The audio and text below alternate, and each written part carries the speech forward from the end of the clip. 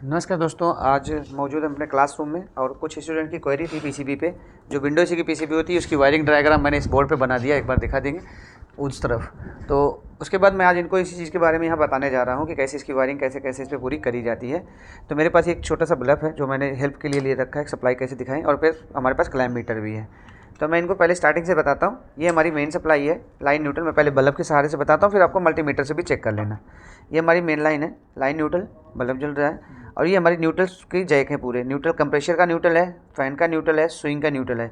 ये हालांकि window AC काजे मॉडल हिटाची का है, पीसीबी है। ऐसे आपको डिफरेंस मिल सकता है, बट आपको ऐसे ही उसमें चेक करने होंगे। उसके बाद यहाँ कंप्रेशर आउट का है। जैसे कि अब यहाँ पे लाइट देख रहे हैं, डिस्प्ले की लाइट कंप्रेशर का जल रहा है, कंप्रेशर आउट सप्लाई जा चुकी है। तो हम इसका न्यूट्रल कंप्रेशर ये रहा, न्यूट्रल का सेक इस पर रख के न्यूट्रल से सप्लाई चेक कर रहे हैं तो लाइट जल रही है, इसका मतलब यहाँ पे सप्लाई कंप्रेशर को आ रही है। अब मैं न्यूट्रल स्विंग पे रख रहा हूँ इस तार को, और न्यूट्रल स्विंग के जैक को चेक कर रहा हूँ, तो इसका मतलब स्विंग भी ऑन है हमारी। और आपने मोड क्या रखा हुआ है, कूल मोड रखा हुआ है, और फैन स्पीड सेकंड है, यानी मीडियम रखा हुआ है। तो मैं न्यूट्रल फैन पे रखता हूँ और इनको यहाँ से चेक करता हूँ मीडियम। मीडियम मतलब ये हो गया हाई, इस पर बल्ब नहीं जल रहा है, मीडियम पे बल्ब हमारा जल रहा है, इसका मतलब सप्लाई आ रही है। आप चेंज करिए, हाई पे करिए, इसका मतलब आपने लो पे सेट कर दिया तो यहाँ से हट गया। अब मैं लो पे रख रहा हूँ, ये लो का सर्किट है, यहाँ लिखा होगा, आप करके देखें तो लो पे जल रहा है, इसका मतलब लो पे सप्लाई आ गई। आप इसका चेंज करिए, आप इसको हाई पे करिए। ये वाली लास्ट वाला जैक जो है हाई के लिखा हुआ हाई, तो इस पे जल रहा है, इस पे नहीं जल रहा है, इसी पे जल रहा है। अब चेंज करेंगे, लो करेंगे, कुछ भी करेंगे तो आप ये लाइट ऑफ हो जाएगी। करेक्ट, अभी इस पर आ गई सप्लाई। तो इस तरीके से आप इस पर सप्लाई चेक करें न्यूट्रल के थ्रू, एक लाइट के थ्रू। ऐसे ही आप इस पर क्लैम्प मीटर के माध्यम से, मल्टीमीटर के माध्यम से भी चेक कर सकते हैं। और दूसरा, इसमें फ्यूज लगा होता है, ये एसी सप्लाई पे होता है। जैसे एसी सप्लाई अगर फ्यूज सही है तो आप यहाँ से एक तार रखें और न्यूट्रल पे रखें, न्यूट्रल पावर पे, तो ये बल्ब जलना चाहिए। इसका मतलब फ्यूज आपका ओके। वैसे मल्टीमीटर के थ्रू भी आप इसको बजर मोड पे चेक कर सकते हैं, ऑफ में निकाल के और लगा के भी।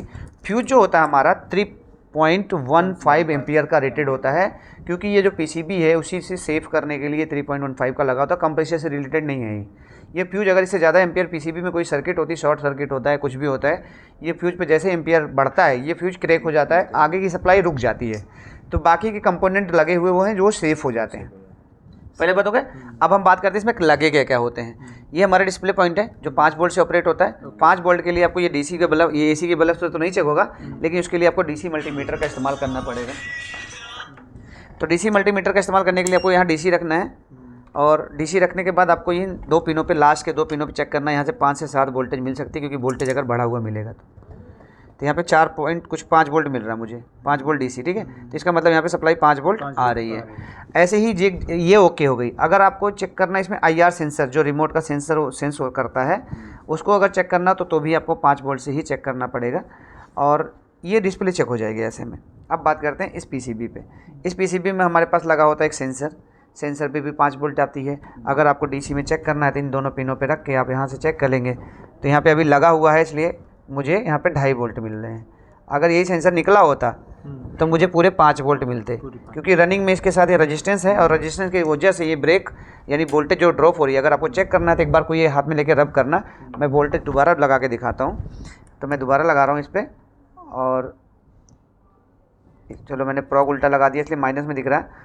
अब आप उसको रगड़ेंगे तो इसका वोल्टेज जो है ड्रॉप होता जाएगा, कम हो रहा है ना, क्योंकि आप क्या कर रहे हैं, टेम्परेचर बढ़ा रहे हैं, तो इसकी रेजिस्टेंस की वजह से इसकी वोल्टेज भी ड्रॉप हो जा रही है। करेक्ट है ना। तो इस तरीके से आप इसको चेक कर सकते हैं। दूसरा आता है ये रिले लगे हुए हैं, इसके पास 5 रिले होते हैं, यानी 5 रिले सबको सप्लाई ऑन कर रही है। जो आपने बारी बारी वोल्टेज चेक करा इन रिले की मदद से करा, क्योंकि रिले सप्लाई छोड़ रही थी, यहाँ ऑफ हो जा रहा है, और रिले सप्लाई ऑन कर रही, तो इस पर सप्लाई आ जा रही है। तो ये रिले 1, 2, 3 फैन के हैं। ये स्विंग का है 12 वोल्ट डीसी से। उसके बाद ये मेन रिले है जो आपके कंप्रेसर के लिए चला होता है। ये कहाँ से मिलती है सप्लाई? इनको वोल्टेज कहाँ से मिलती है, इन वोल्टेज को इन 12 वोल्ट डीसी से, अगर इसको 12 वोल्ट मिल रही है, इसको 5 वोल्ट मिल रही है, सेंसर को 5 वोल्ट मिल रही है, और डिस्प्ले को 5 वोल्ट मिल रही है। इसके अंदर ये लगा होता है रेगुलेटर आईसी। ये 2 देख रहे हैं आप, ये 2 कंपोनेंट हैं जो आईसी है, रेगुलेटर आईसी है। इसमें होती है एक 7805, एक 7812, सॉरी 7812 और एक 7805। तो ये है 7812, ये 7805।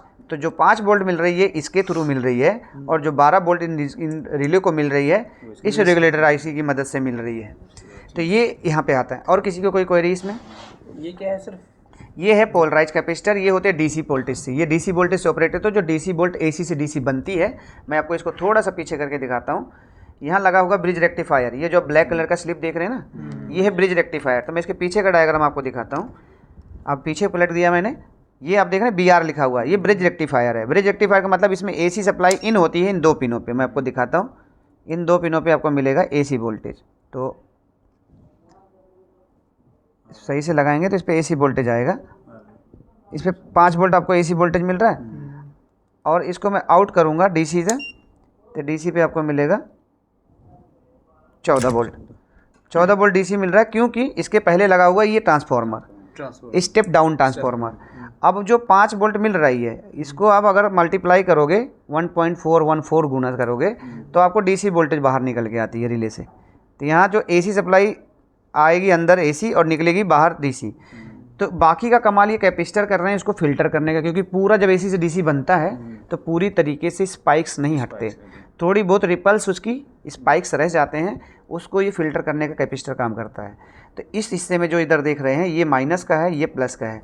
और दूसरा तरीका है जानने का, ये जो लाइनिंग है ये माइनस का है और दूसरा पॉजिटिव का होता है इस तरफ। तो ये भी माइनस ही होता है। अगर मैं इसको चेक करूँ तो ये भी माइनस ही है। मैं आपको कहीं चेक करा देता हूँ। ये मैंने एक प्रोग यहाँ रख दिया, मैंने एक प्रोग यहाँ रख लिया, सोलर ब्लैक रख लेता हूँ। मैंने इसको यहाँ रखा और किसी भी एक तार पे मैं इसको चेक कर लेता हूँ, इसकी तरफ चेक कर लेता हूँ। तो वो यहाँ भी मुझे वही आधा वोल्टेज ड्रॉप मिल रहा है ना।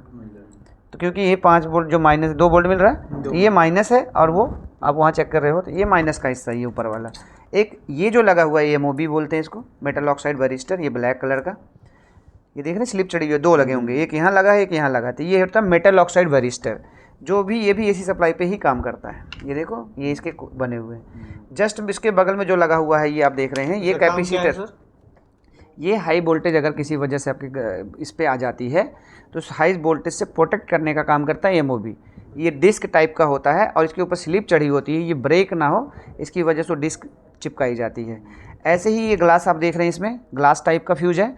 ऐसे ही आप इन्वर्टर PCB में या किसी जब हाई एम्पियर से ऊपर काम होगा वहाँ ग्लास नहीं होगा, वहाँ सिरामिक फ्यूज मिलेगा, ताकि वो ब्रेक ना हो और आँखों में ना जाए। ये जो सर ये लगा हुआ है इसका काम क्या होता है? ये भी कैपेसिटर ही है, DC कैपेसिटर्स ये भी हैं। अब यहाँ पे पढ़ोगे, यहाँ पे कैपेसिटर DC है, ये भी DC है, ये भी DC है। तो ये दोनों क्या कर रहे हैं, वोल्टेज को सीधी करने का काम कर रहे हैं, स्पाइक फिल्टर करके दे रहे हैं। तो फिल्टर कैपेसिटर है वो। तो इधर नेगेटिव है, इधर पॉजिटिव है। वैसे ये कैपेसिटर देख रहे हो, ये भी कैपेसिटर ही है, बट ये AC सप्लाई पे काम कर रहे हैं। इसके सिंबल आप देखोगे तो यहाँ पे आपको सिंबल मिल रहे हैं, ये भी कैपेसिटर के ही सिंबल हैं, बट ये क्या कर रहे हैं, आप इसके पढ़ोगे तो यहाँ पे देखो 310 वोल्टेज लिखा हुआ है ना, AC 310 वोल्टेज AC। तो AC के फिल्टर हैं ये, सिर्फ AC, ये है नॉन पोलराइज्ड। तो अभी आपको सारी चीज़ें समझ में आ गई, समझ में आ गई।